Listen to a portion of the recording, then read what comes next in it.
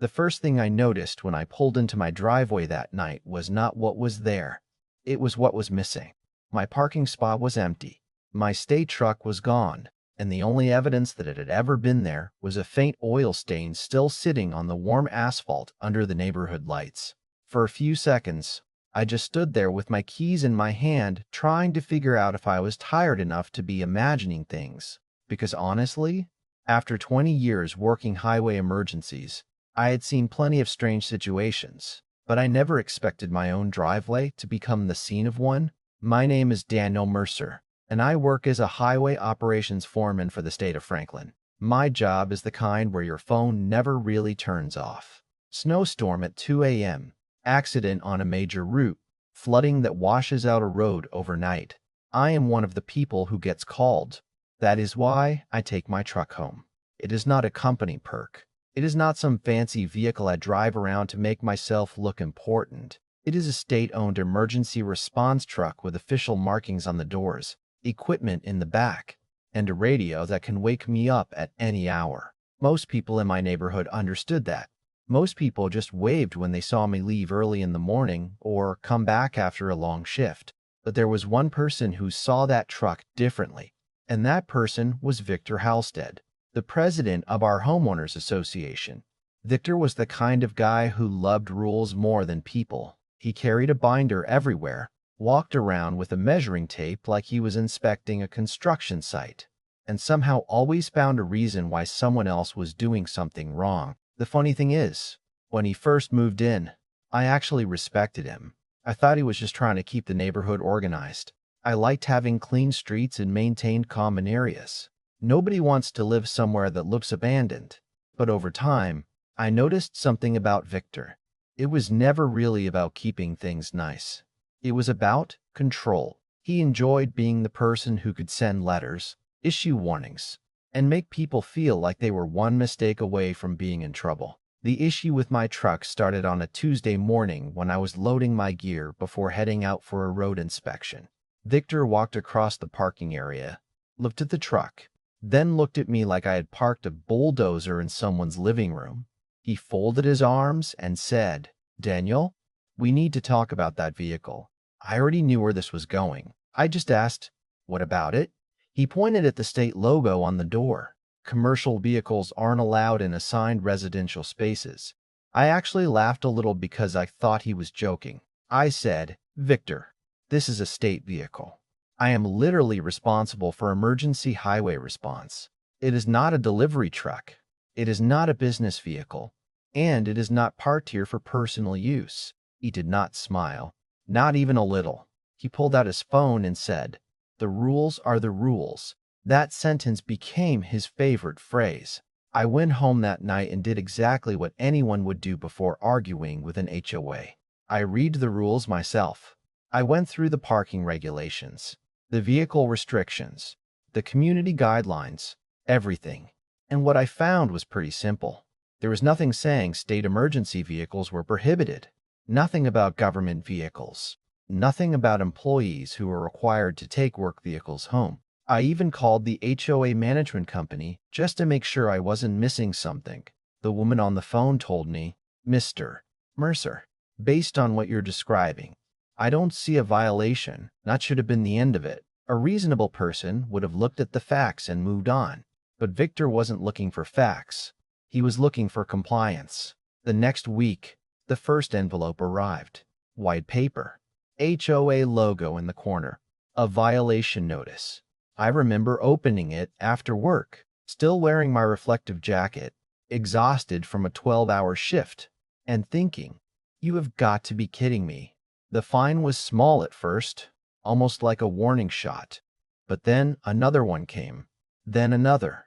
Each letter had the same cold language, the same accusation, the same assumption that I was just some homeowner refusing to follow instructions. I tried talking to Victor again. I stood outside his house one evening and said, "Look, I checked the rules. This isn't prohibited. If there's something I'm missing, show me where it says that." He looked at me and said, "You don't get to decide what belongs here." That sentence stuck with me, because it was never about the truck anymore. It was about someone believing they had authority over something they didn't understand. I could have fought him right there. I could have yelled. I could have made a scene in the neighborhood, but that has never been my style. I have spent my entire career dealing with emergencies, and one thing you learn in that line of work is that panic makes problems bigger. So I did what I thought was the smartest thing. I contacted my agency's legal department. I sent them everything: the violation notices, the HOA rules, the emails, the timeline. I didn't ask them to attack anyone. I simply asked them to review whether my employer's property was being improperly targeted. A few days later, I sent Victor a short email.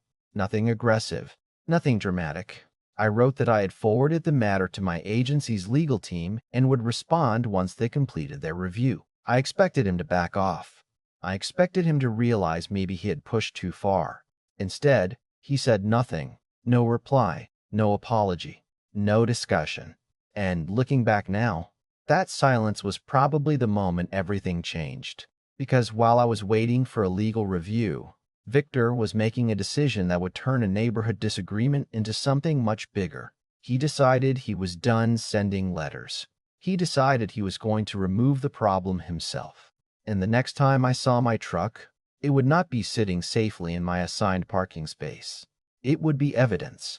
The next evening started like any other, which is probably what makes what happened feel even stranger when I look back on it.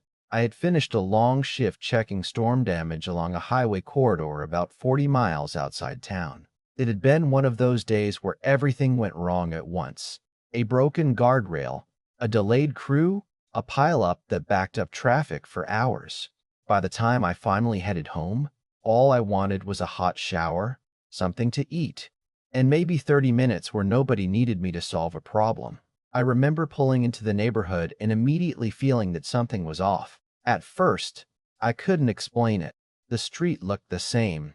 The houses were the same. The porch lights were glowing like they always did. But then I looked toward my assigned parking space and my stomach dropped. My truck was gone. I sat there for a few seconds with the engine still running, staring at an empty space like my brain refused to accept what my eyes were seeing. That truck wasn't just another vehicle. It had my emergency equipment inside. It had state communication gear. It was registered government property. Someone hadn't just moved my car. Someone had taken something that didn't belong to them. I got out and walked over slowly, almost hoping I would find a note or some explanation that made sense. There was nothing. Just tire marks, a small oil stain, and the faint impression where the heavy tires had been sitting. I called the non-emergency line first because I wanted to stay calm. I didn't want to jump to conclusions. Maybe there was some mistake. Maybe the towing company had the wrong address. Maybe someone had made a paperwork error. But within 20 minutes, I started realizing this wasn't an accident. My neighbor across the street, Linda, came outside when she saw me looking around. She was the kind of neighbor who noticed everything. The person who knew when someone got a new mailbox before anyone else on the street did. She quietly walked over and said, "Daniel, I think Victor had something to do with this." I looked at her and asked, "What do you mean?" She hesitated for a second, then told me she had seen a tow truck arrive earlier that night. She said Victor had been standing outside directing the driver. At the time, she assumed maybe someone had parked illegally or there was some community issue. But then she saw my truck being hooked up. She said she thought about coming outside, but honestly, she didn't know what was happening. She didn't want to get involved in what she thought was just another HOA argument. I understood that. Most people don't expect a neighborhood dispute to turn into something criminal. They expect arguments about trash cans, paint colors, or lawn height. They don't expect someone to secretly remove a government vehicle. I called the towing company next. The conversation was uncomfortable almost immediately. The dispatcher looked up the record and said, "Yes, we picked up a disabled vehicle from your address." I asked, "Disabled?" because that was the first time I heard that word. I said, "The truck wasn't disabled. It was working perfectly." There was a pause. Then the dispatcher said something that changed the entire situation. The person who requested the tow told us the vehicle was abandoned and non-operational. That was the moment everything clicked. Victor didn't just have my truck towed.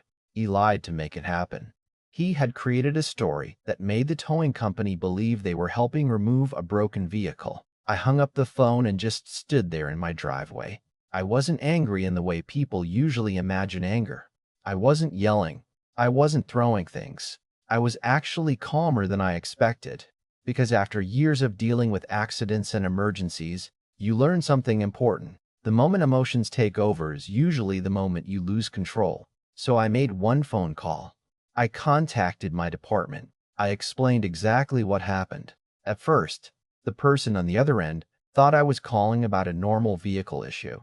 But when I explained that it was state property and someone had intentionally removed it without authorization, the tone changed immediately. Within hours, the matter moved out of the HOA world and into an official investigation. Victor probably thought he was dealing with a stubborn homeowner who wouldn't follow his rules. What he didn't understand was that he had stepped into a completely different situation. State agencies don't handle missing government property the same way a private company handles a missing vehicle. There are procedures. There are investigators. There are records. There are consequences. A few days later, 2 investigators came to my house. They weren't wearing dramatic movie-style outfits or making threats. They were professional, calm, and honestly, that made it more intimidating. They asked simple questions. Who had access? Who contacted the towing company? Were you given any warning? I gave them everything I had. The emails, the HOA notices, the messages, the timeline, and then I showed them my security camera footage. I had installed cameras around my property years earlier after a different neighborhood incident. Nothing serious, just a few packages disappearing from porches. I never expected those cameras would one day capture something far more important. The footage showed the tow truck arriving after dark. It showed Victor walking alongside the driver. It showed them looking at my truck before hooking it up. There was no confusion. There was no emergency. There was no broken vehicle. Then investigators obtained the towing company's call records. The story got even worse for Victor. The call log showed that he had specifically described my truck as an abandoned, disabled vehicle. He knew exactly what he was doing. The part that surprised me the most was not that Victor had made a mistake. Everyone makes mistakes. The part that bothered me was that he had several chances to stop. He could have answered my email. He could have talked to me. He could have admitted that maybe the HOA rules were not as clear as he thought. Instead, he doubled down. He turned a disagreement into a power struggle, and then he crossed a line he couldn't uncross. When Victor was contacted by investigators, his attitude changed completely. The same man who had stood in front of me with crossed arms saying, "The rules are the rules," suddenly became much less confident. He tried explaining that he believed he was protecting the neighborhood. He claimed he thought the truck violated community standards. But the investigators weren't asking whether he liked the truck. They were asking why he removed property that belonged to the state and why he provided false information to a towing company. Those were very different questions. And for the first time since this whole thing began, Victor couldn't hide behind an HOA rulebook. He couldn't send a fine notice. He couldn't call it a violation. He had to answer for his own actions. A few weeks later, I received a court notice. Honestly, I never wanted it to get that far. I didn't wake up one morning hoping to take down an HOA president. I just wanted my truck left alone and my ability to do my job respected. But by that point, it wasn't just about me anymore. It was about what happens when someone gets a little bit of authority and starts believing that authority has no limits.